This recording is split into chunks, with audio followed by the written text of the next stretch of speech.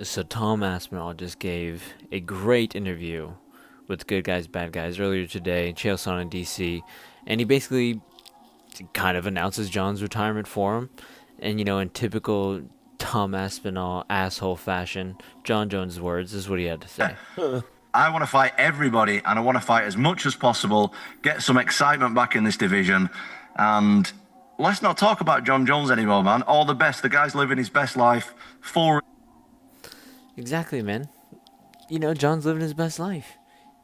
Tom Aspinall and the rest of the heavyweight division are ready to move on. And I think this is smart from Tom Aspinall's perspective. Just go along with it. Hey, John's retired. Let's move on now. Let me get another fight. This is much better than just continuously calling out John Jones because he's not going to fight him. Let's be real. If John's just going to wait out his prime, he's only 32 years old. Tom Aspinall's only 32 years old. He's going to have to wait like another 8 years for his prime to be gone. So I think we're in the position right now where we really need to be talking about the future of this heavyweight division without John Jones, with the stripped John Jones, no homo, no Diddy, no Jones, but let's either promote Tom Aspinall to the heavyweight champion, undisputed, or let's just get a fight going for the belt. And he did talk about potential matchups in this. He did say that for Jailton Almeida, he probably thinks that Cyril Gane or Volkov should fight him next.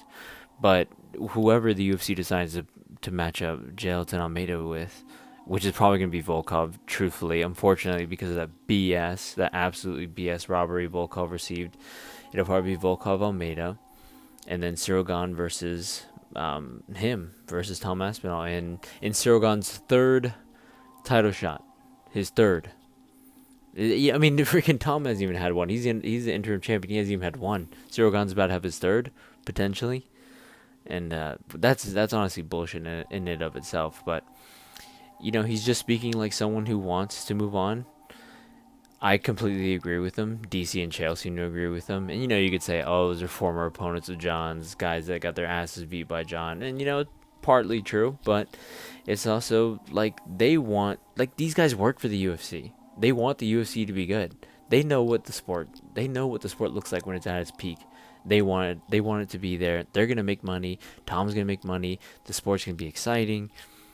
The heavyweight division will have some life into it, because he also said in this interview that it seems as if everyone is sort of just waiting, because there are a lot of guys at the top who think that if John vacates and there's a title shot, I could be next. And so it's putting a lot of guys on the sidelines, not willing to take fights because they're on win streaks, or maybe at least they just like won a high profile fight and they think I'm next, so why would I risk this position I'm in? Um, and it's an interesting take, but it's the correct one, and it's pretty much what the exact picture of heavyweight looks like right now. So, I mean, you say whatever you want about Tom, he's definitely not a fucking asshole. Like what John said. Like, I mean, does this sound like an asshole? Someone who's gonna wish the guy who's stalling his career, stalling the entire division that he's in, that what is someone like that really gonna be like? Yeah, I hope he's a very accomplished fighter. I wish him well. He's happy retirement. Let him live his best life and let's move on. Does that sound like an asshole to you? He doesn't even sound like he's being sarcastic. It sounds like he's being genuine. I listened to the whole thing, and go listen to it for yourselves as well. He sounds like he's being very genuine. Tom Aspinall seems like a very straight up guy throughout this entire process. Yeah, he's made like little jokes, some little comments, but he's never once actually been an asshole to John Jones. That's what we do. That's what us the fans do. That's what MMA Guru does. That's what we do. We do that on Tom's behalf. And perhaps John Jones hates Tom because of the fans, but it's not Tom. Tom's not telling us to do it. We're just doing it because we hate John Jones. So fuck him. But yeah, man. And the comments on this are, this is a good top comment. The fact that the UFC posted this is encouraging. The UFC did in fact post this, and this was 9 hours ago. It is encouraging. Getting behind Tom Aspinall, the UFC finally getting behind Tom Aspinall. Let's go.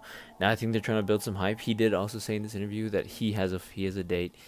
And the UFC is just waiting on an announcement. He has a fight time. He's preparing for. He's training, and I look forward to what's for Tom Aspinall. I look forward for what's next for the heavyweight division. Unfortunately, like he did mention in the video, there are not a lot of matchups happening right now with the guys in the top five, but there are other ones happening. There are a lot of up and comers. Townsend Teixeira is fighting Derek Lewis at UFC Kentucky or Knoxville, Tennessee. Sergey Spivak is fighting soon. I believe Jonathan Deniz is fighting Justin Tafa, which Justin Tafa fucking sucks, but whatever. Um, but yeah, no Volkov, no Pavlovich, no Sirogan. Curtis Blades is fighting Rizvan Kuniev, which we'll break down when it gets there. That's a bullshit fight if you don't know the lore behind that one. But, the top 3 guys that look like they could be in a title position, or the top 4 guys, don't have fights announced. Volkov, Almeida, Gan, and Pavlovich. So hopefully once we get the ball rolling, we can get some announcements going and get some excitement. Let me know what you guys think.